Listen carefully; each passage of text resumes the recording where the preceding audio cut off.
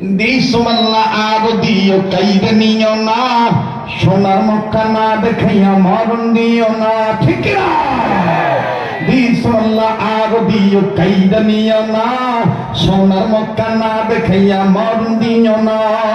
তুমি আল্লাহ যখন দিবা বান্দা নিয়া কুল পাবো না, তুমি আল্লাহ রাগ হয়ে কাইরা নিলে বান্দা মোরা টের পাবো না। কাউয়া কেন কালো রেবে সাদা কেন বল, ডাবের পানি মিষ্ট কেন তেঁতুল কেন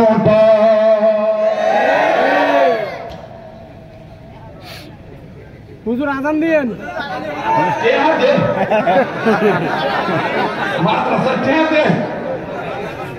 আজকে মানে সেই আগের শরীয়তপুরি বাবা এসে গেছে নাকি?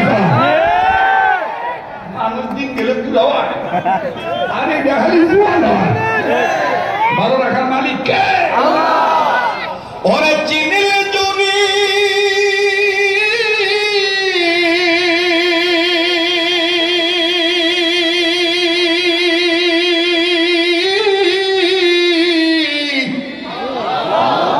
আরে না চিনিলে হবে রান্নার খড়ি,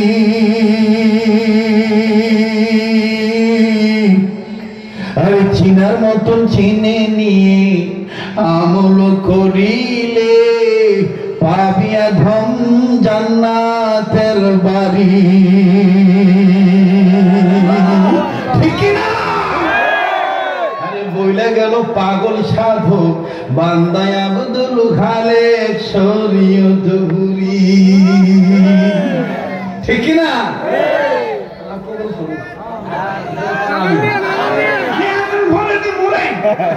আরে কেহার হিসাব নয় লই, এই যে ৬০,০০০, এনে ১০,০০০, এনে ১১,০০০, নে ১১ আর ১০ ২১, ৬০ আর ২১ কত হইল?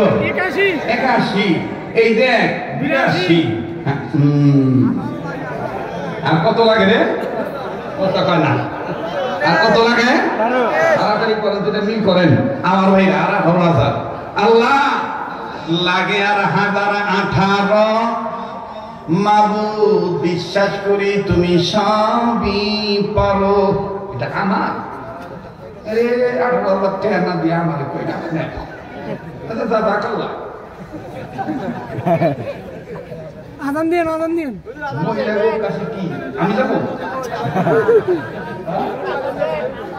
হ্যাঁ দিতেছি। হ্যাঁ আচ্ছা মহিলার কাছে শুনতে তো তাড়াতাড়ি নয়, আমি তাড়াতাড়ি দিমো, আজান দিমো, আরে দিমো তো। বাকি কথা তো ফিনিশিং দেওয়া লাগবে না কি কর, কিন্তু টেহা লাগবো আরো ১৮,০০০। আল্লাহ দিব না গো, আল্লাহ দিব না গো। বিসমিল্লাহ আর দিও কাইদা নিও না, বিসমিল্লাহ আর দিও কাইদা নিও না, সোনার মক্কা না দেখাইয়া দানকারীকে মরণ দিও না। তুমি আল্লাহ যখন দিবা বান্দা নিয়ে কুল পাবো না, তুমি আল্লাহ রাগ হইয়া কাইরা নিলে বান্দা মোরা টের পাবো না, ঠিক না? ১৮,০০০ টাকা লাগে আল্লাহ, আমি জানি না আল্লাহ এই ১৮,০০০ টাকা খেয়াল পূরণ হইব, এটা তোমার আল্লাহ, তোমার ভান্ডারে কোনো কিছুর অভাব নাই। ও আল্লাহ তুমি দয়া মায়া করে কবুল করো, ধরে করো আমি। আল্লাহ নবীর উসিলায় তুমি ব্যবস্থা করে দিন, ধরে করো আমি। আমি আসাতে আপনারা খুশি না বেদা? খুশি। আবার যদি আগামী তো আহি বাইরে যাই বুঝলেন? আচ্ছা যাই হোক, আল্লাহ কবুল করুন।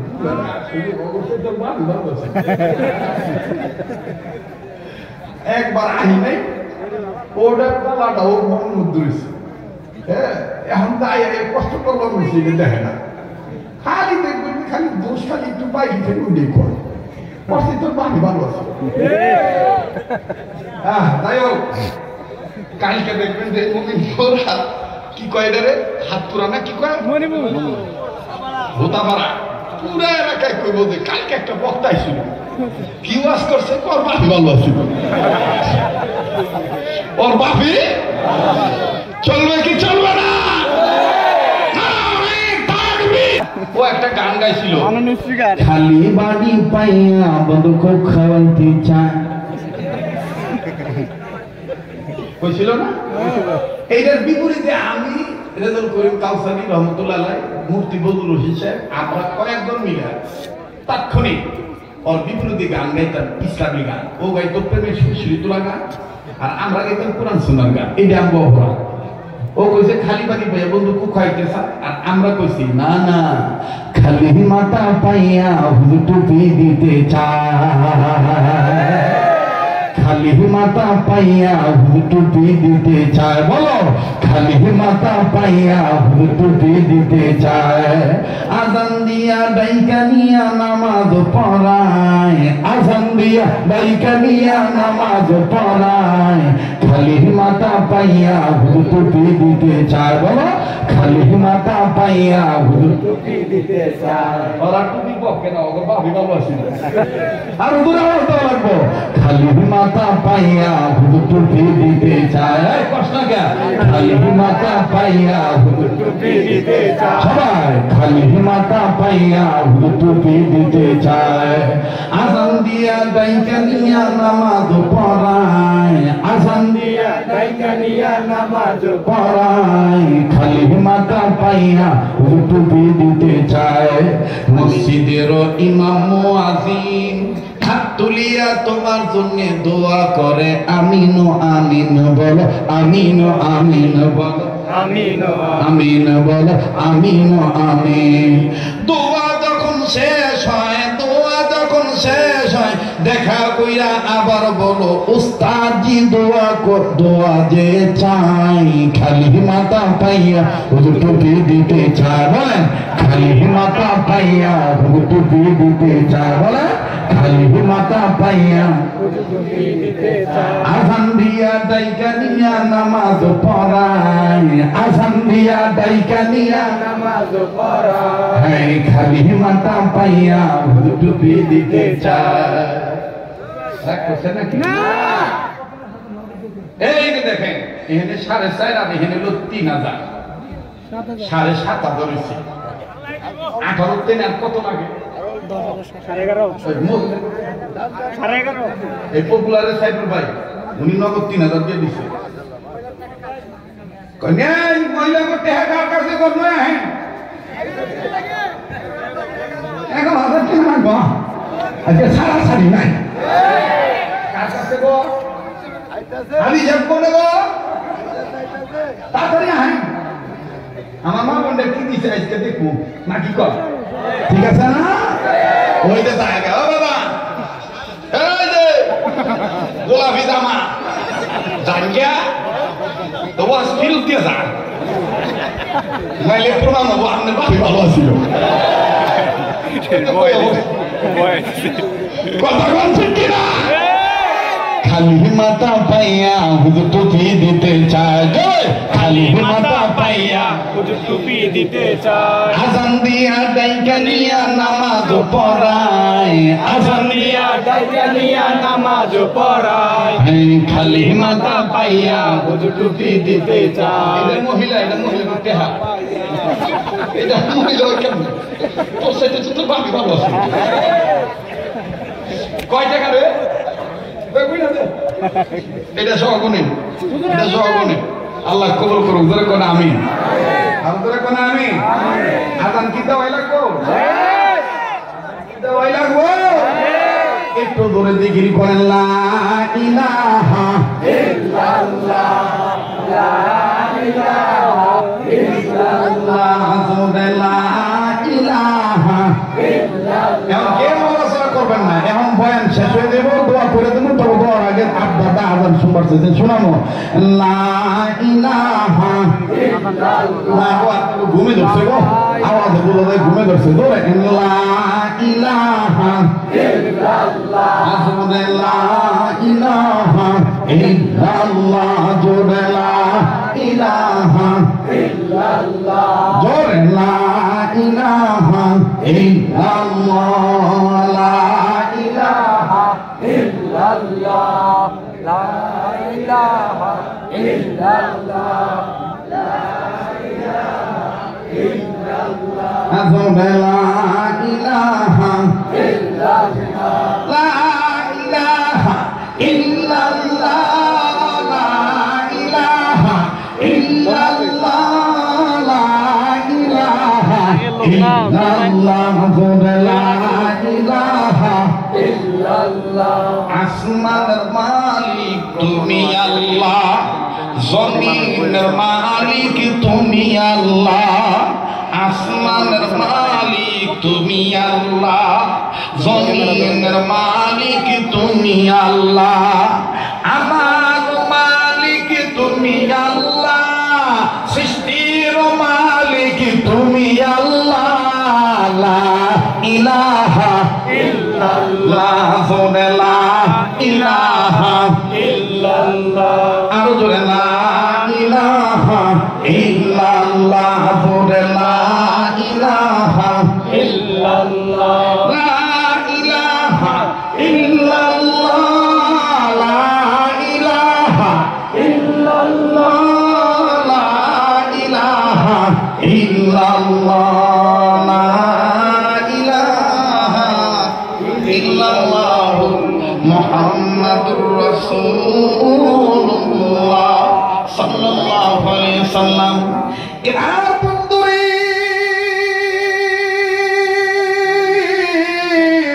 চাচা কি বলতেছেন বাকিদারে তিনটা কথা মুরব্বি কি বলছে বলো বাবা অবাদান এই যুবক আত্মার ডাক দিয়ে বলে কাকা গো এক নাম্বার কথা বলেছেন তিনার কথা তিনাকে দেখতে দেখা যায় সাধারণ মানুষ কিন্তু তিনি একজন বুজুর্গ মানুষ এই তিন দিন নয় তিনখান কবরে বাবাকে শোয়াইতে পারলাম না বন্ধু মনে কষ্ট নিবেন না এটা আমার পুরনো স্বভাব আমার বন্ধুরে অন্যান্য বক্তা ভাইরা দিনের দায়রা কালেকশন শুরু করলে মাহফিল ভেঙে যায় কিন্তু আমার কালেকশন শেষ হয়ে গেলে বাজানে উম্মতে মুহাম্মাদিগণ সম্মানিত শ্রোতা মণ্ডলীদের অন্তরে নতুন করে কেমন জানি একটা এনার্জি আসে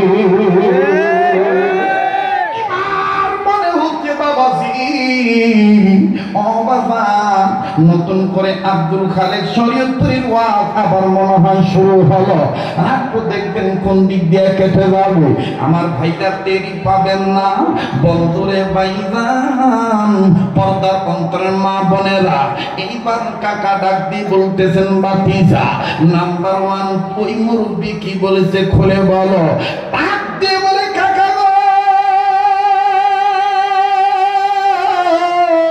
তিনি বলেছেন তিনি আমার বাবাকে 3 দিন 3টা রাত স্বপ্ন দেখছে ওই স্বপ্নের মাধ্যমে আমার বাবা নাকি তিনাকে বলেছে তোমার কথা আমার সন্তান শুনবে তুমি তো অনেক মৃত ব্যক্তির কবর খনন করো অনেক মৃত ব্যক্তির গোসল দিয়া দাও আমি তোমারে বলিয়া দিই শুনিয়া নাও আমার কবরে যদি কোনো ভয়ঙ্কর কিছু দেখো আমার বেটাটার কারণেই তুমি দেখতে পারবা এটা তুমি জানায় দিও আমার সন্তানের কারণেই সমাজবাসী দেখবে বাবাজি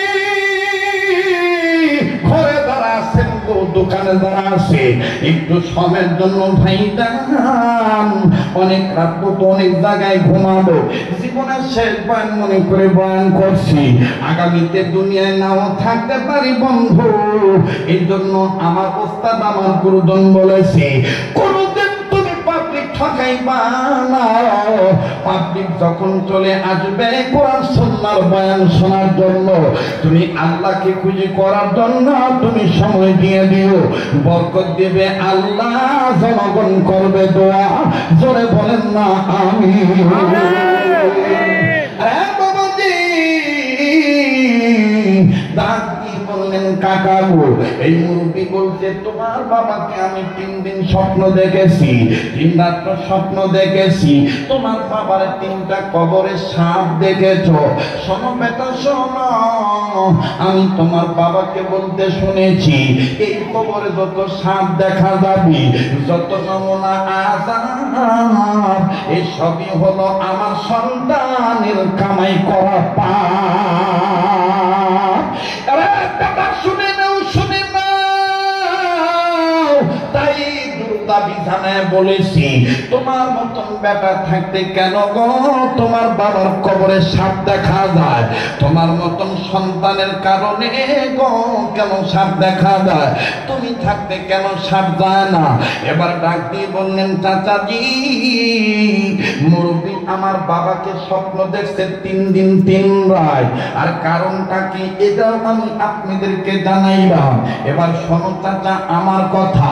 এবার আমাকে মুরব্বী বলেছে তোমার চুলটা সুন্নত তরিকায় কাটা না, তোমার হাতে তুমি বালা পরেছো, পুরুষ লোক হইয়া তুমি কান সেদনি করেছো, এরপরে তুমি এখনো নাপাক আছো, তুমি ঠিক মতন পেশাব করে পানি নাও না, পবিত্রতা তুমি অর্জন করো না, এই জন্য তোমার বাবার কবরে আযাব, তুমি নানা ধরনের গুনায় জর্জরিত, এই জন্য তোমার বাবাকে সাপ দংশন করতে চায়।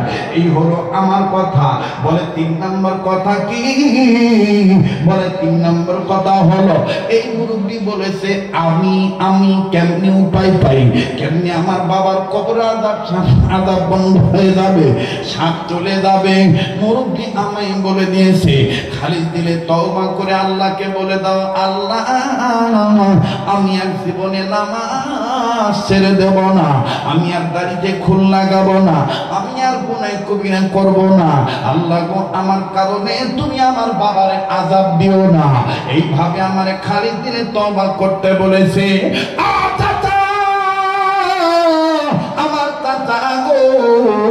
যখন আমি দেখলাম আমার তওবা মনে হয় নাই, আমি দৌড়ে বাড়িতে গেলাম, দৌড়ে বাড়িতে যাইয়া আমি গোসল করলাম, উত্তম রূপে আমি ওযু বানাইলাম, 2 রাকাত সালাতুত তওবা নামাজ আমি আদায় করলাম, আর আল্লাহর কাছে আমি অন্তরের অন্তঃস্থল থেকে তওবা করে দোয়া করলাম।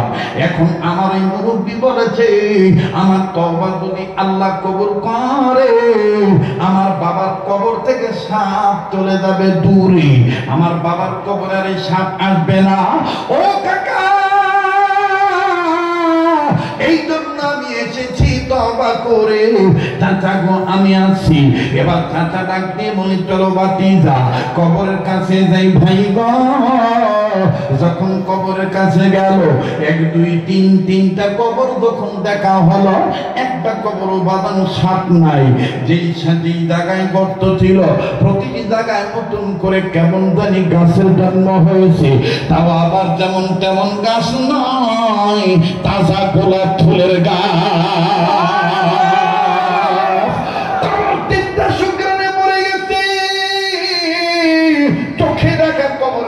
থেকে বাদান ঘটনাটা শুনাইলাম। এবার সন্তান যখন নামাইলো, বাবার লাশ যখন কবরে নামায়, ওই এলাকার তৎকালীন সময়ের বুজুর্গ আলেম ডাক দিয়ে বলে এই ছেলেটার তওবার দরুন সে শুধু নিজে বাঁচে নাই, তার বাবার কবরে আযাব একাই মাফ হয় নাই। আপনার এলাকার কোন কবরে কোনো আযাব নাই, এই ছেলের তওবা আমার আল্লাহ এমন ভাবে কবুল করেছে। আল্লাহ পাক এটাই বলেন, ইয়া আইয়ুহাল্লাযীনা আমানু কু আনফুসাকুম ওয়া আহলিকুম নার। ঈমানদার বান্দা বান্দীগণ, তোমরা নিজেরা জাহান্নামের আগুন থেকে বাঁচো, নিজেদের অধীনে যারা আছে তাদেরকেও জাহান্নামের আগুন থেকে বাঁচাও। এর সারমর্ম হলো হাকিমুল উম্মত মুজাদ্দিদুল মিল্লাত আশরাফ আলী থানবী রহমাতুল্লাহ আলাইহি বলেন, বাবাজি যে বয়ানখানা করলাম এইরকম আদিবাদী বয়ান কোরআন হাদিস থেকে নিয়ে আমি আবার নিজের পক্ষ থেকে বুজুর্গ আলেমদের পরামর্শ অনুযায়ী কিতাবখানা লিখেছি। কিতাবখানার নাম হলো মৃত মানুষ কথা বলে, যাকে আমার ভাইরা আঞ্চলিকতায় বলে মরা মানুষ কথা কয়। আদিবাদী তথ্যবাদের এই কিতাবটার মধ্যে আছে। সারা ওয়াজ নসিহত করেন, যারা বয়ান করেন গো আমার বন্ধুগণ, তাদের জন্য এই কিতাবটা বেশি উপকারী। এমন এমন নুসখা আছে, এমন এমন ঘটনা আছে, জীবন পরিবর্তন হয়ে যাবে। যারা প্রয়োজন মনে করবেন বন্ধু মোনাজাতের পর একখানা কিতাব নিয়ে যাবে। হ্যাঁ বাবা মনে করতে পারেন হুজুর মা বোনদের জন্য কি কোনো কিতাব লেখেন নাই? আরে বাবাজি, যেই মা স্বামীর খেদমত করতে চায় না, যেই মা সন্তানদেরকে ভালো করে দিন শিক্ষা দিয়ে লালন পালন করতে চায় না, এই মায়েদের জন্য বাজার আমি একখানা কিতাব লিখেছি। আমার নাম বাংলাদেশে লেখক হিসাবে গবেষক হিসাবে আছে। বই মেলা যতদিন চলছে চলবে, এই বই মেলা তো কিন্তু বাবা আমার এই বইগুলো পাবেন। আর বাবাজি ওই মা বোনদের জন্য বাদান একখানা কিতাব লিখেছি, সংকলন করেছি, জান্নাতি নারীর বৈশিষ্ট্য। এবার বলবেন হুজুর গো আমরা পুরুষ মানুষ দিন আনি দিন খাই, আমরা নবীর উম্মত হয়ে শেষ সময় পর্যন্ত বেঁচে থাকতে চাই। হুজুর আমাদের যেন মরণ ব্যাধি ক্যান্সার না হয়, আমাদের যেন কোনো বড় ধরনের রোগ না হয়, অবাক যেন না আসি, মরণকালে যেন কালমা নসিব হয়। এই যে একটু আগে বলেছিলাম হাই প্রেসার লো প্রেসার